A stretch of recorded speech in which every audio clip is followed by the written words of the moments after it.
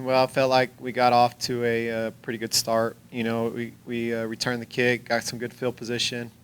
Weren't able to score a touchdown, but was able to kick the field goal. So we got up 3-0, and then our defense got the pick six, and then we converted the PAT. So we were up 10-0. So I felt like we got off to a good start.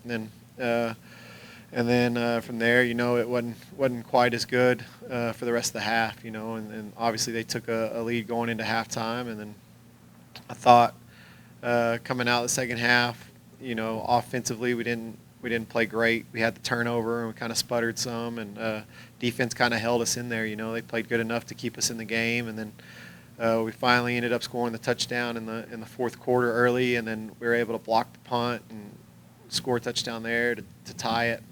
And then obviously didn't get it done in the overtime period, but overall I thought offensively we had too many mistakes. We had 10 penalties total offensively, and we had 6 dropped balls, and the one turnover. And so when you do that, it's hard to overcome some of those things. And so I thought our kids were resilient again. I thought they hung in there tough till the very end, and just at the end of the day, we didn't quite get it done. It seems like the theme so far this year, you mentioned a lot of really good things and then some bad things.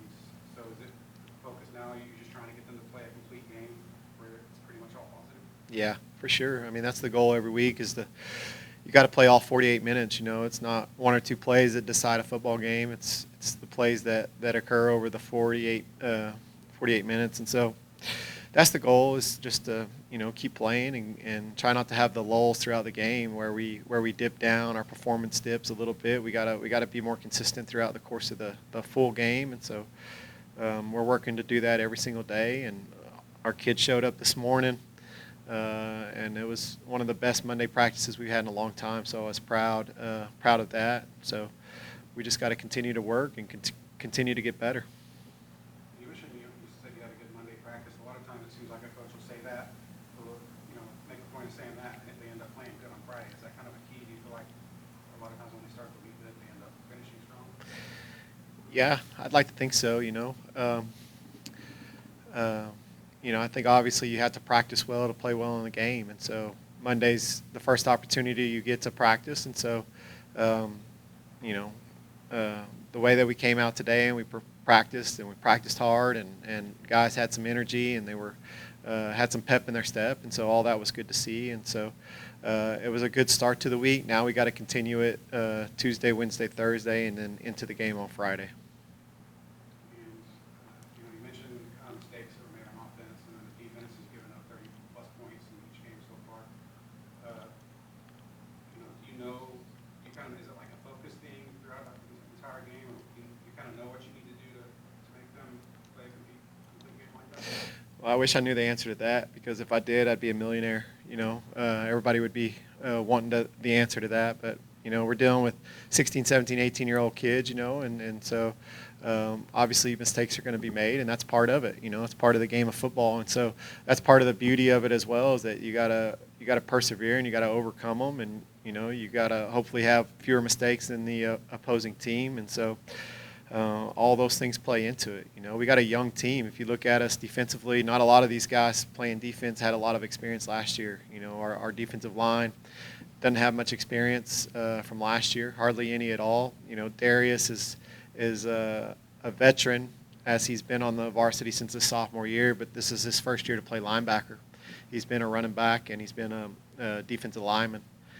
And then, Evan Arnold, our other linebacker, he was on the varsity last year, but didn't get a ton of reps. And then, we got a little bit of experience in the secondary, but not a ton. And so we're a young team, and we're having some growing pains here. So the encouraging thing is that we've been in these games till the very end, and our kids are continuing to work and try to improve, and so all those things are promising. You mentioned Darius, like you said, he's got a lot of varsity experience, but he's new to varsity linebacker. Do you see him getting better every week? If you think by district, he's going to be a real difference maker there. Yeah, every week you can see him getting better. He he's and it's not that he's played bad. I mean, he's our leading tackler by far, and if you watch the film, he's playing with great effort, and he's diving on the ground trying to make plays, and you know, he's done well. It's just, you know,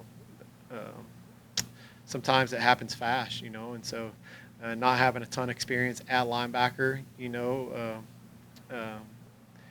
it hurts him from time to time just because he doesn't have that experience. But you know, he's gained some valuable experience over the first 3 games plus the scrimmage, and so there's no doubt you can see him getting better and better each week. This last week was the best game that he's played up to this point, and you know, hopefully that trend continues. One less district game this year, you know. So having more non-district games, do you think that's a good thing this year with the way you're trying to improve and get more experience with the young players? Yeah, Before district starts? yeah, I hope so. I think it will be. You know, um, just one more game to kind of get tuned up for district. You know, obviously district games matter for the playoffs, and so you want to be as ready for those games as possible. I remember our first year here when we were starting this thing out. You know, we had 10 teams in our district, and so you only got one non-district game, and then the second game was a district game. So. You know, to be able to play several this year before we get to district, you know, I think is a good thing for our team just because of our youth and inexperience in some of the positions.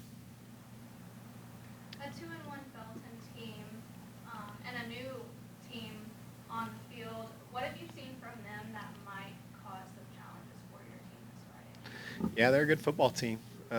You know, you can turn on the film and you can tell that they're a good team. They play extremely hard.